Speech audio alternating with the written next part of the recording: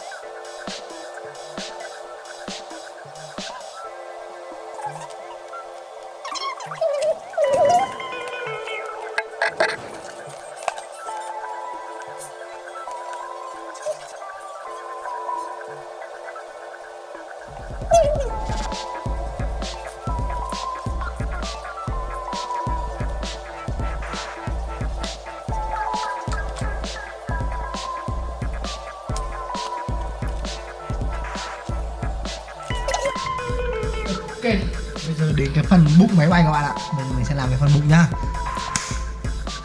Bớt nha.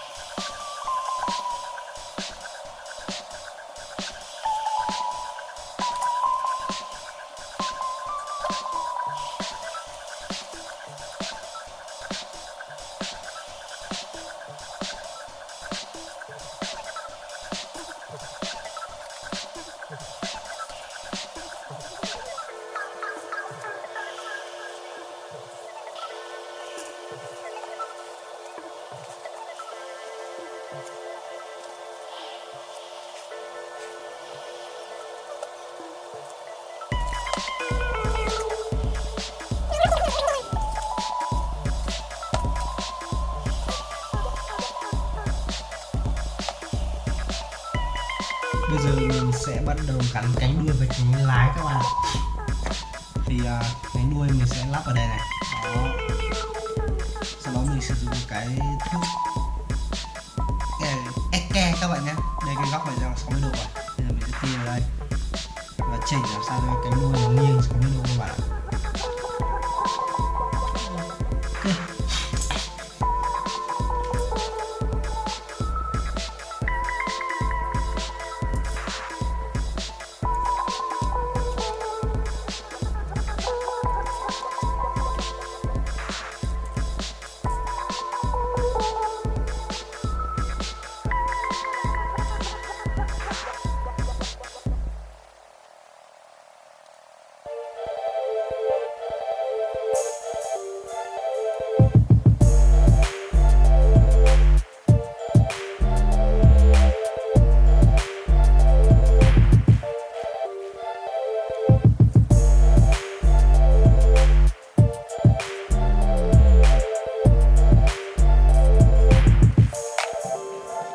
Về phần cánh đuôi thì mình sẽ cắt vát ở đây đi, một góc khoảng 45 độ.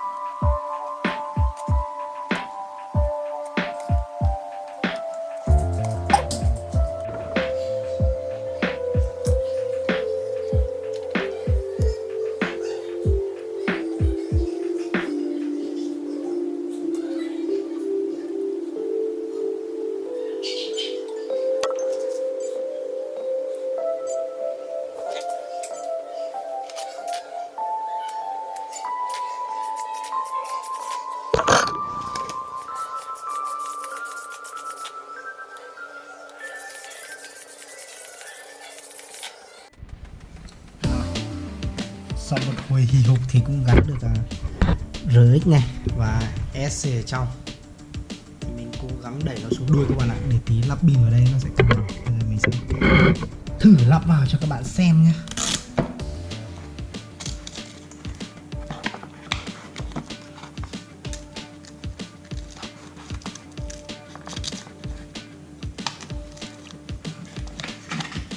Đấy, thì mình đo vị trí cân bằng ở khúc này các bạn này. Đó, khi mình cầm ở đây cái máy bay nó ngang bằng hoặc là hơi chúc mũi xuống thì là ok các bạn nhé. Rồi, bây giờ mình sẽ lắp cánh vào thôi.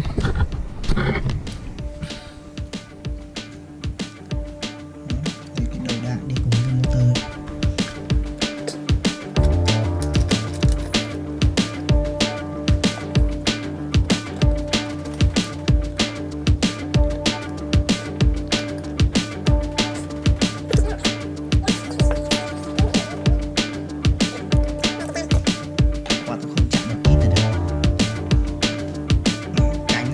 Chiều này các bạn nhé, nó quay chiều này và gió thổi đằng sau. Bây giờ mình sẽ cắm một test cho các bạn xem luôn.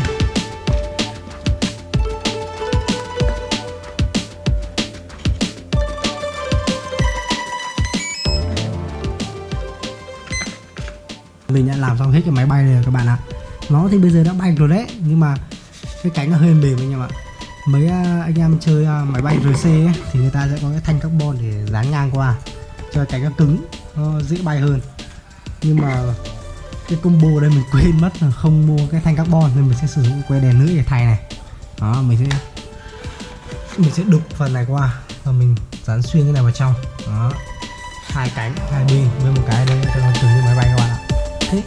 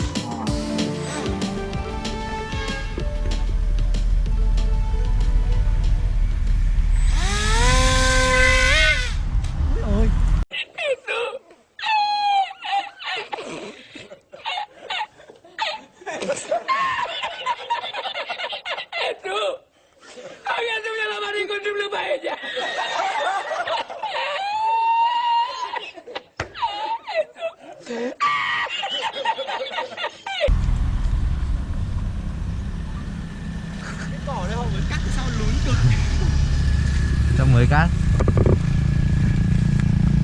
rộng ra rồi, hơi căng thẳng.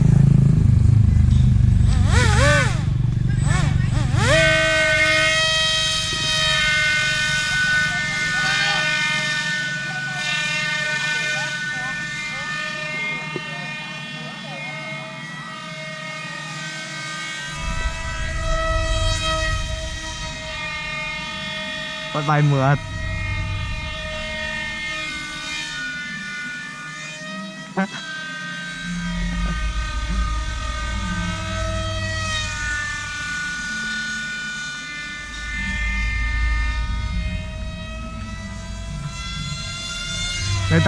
Lấy tay rồi.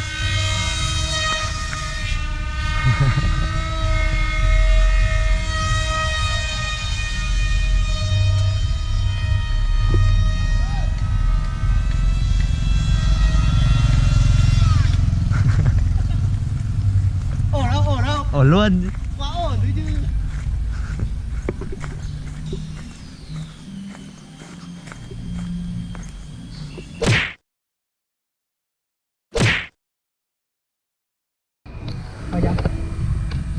Cái đôi luôn. Nói chung là thành công. nói chung là bay được, bay ngon. Mỗi tội là pha hạ cánh nó chưa ổn lắm các bạn. Cái cỏ đây cao, mưa và đất nó mềm. Lúc có hạ cánh nó đâm xuống này, kịch cái gãy đồi. Không sao, về sửa vẫn bay được. Ok anh em ơi.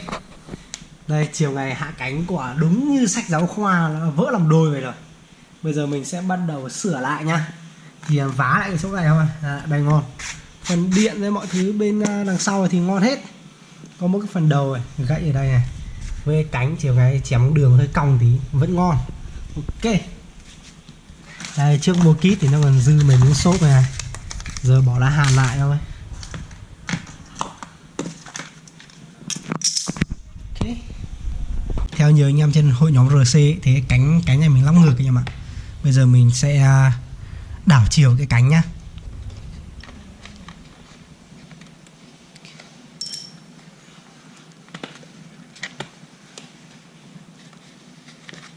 Ok anh em, lại tới đây. Nay lại đi bay. Hôm qua là tai nạn tí thôi, nay sửa lại rồi như mới ấy. Đấy. Và cái cánh này cũng đảo ngược rồi anh em nhá. Hôm qua hỏi một ý kiến trên anh em hội RC thì mấy ông bảo là cái cánh này mình lắp ngược. Đấy. Điều này đã đảo lại rồi, cho nó thuận rồi, ngon rồi. Giờ bắt đầu bay thôi.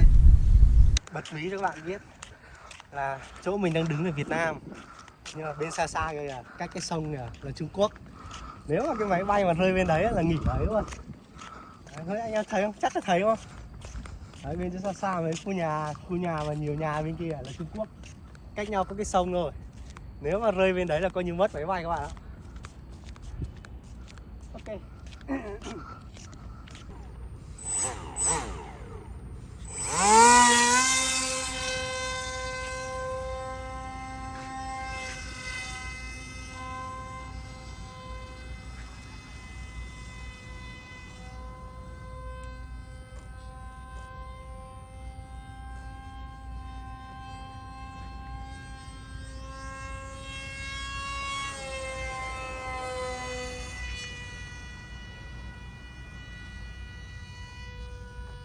Ngon hơn đấy, chim lại ngon hơn đấy.它đỡ bị lệch. Không, em có zoom.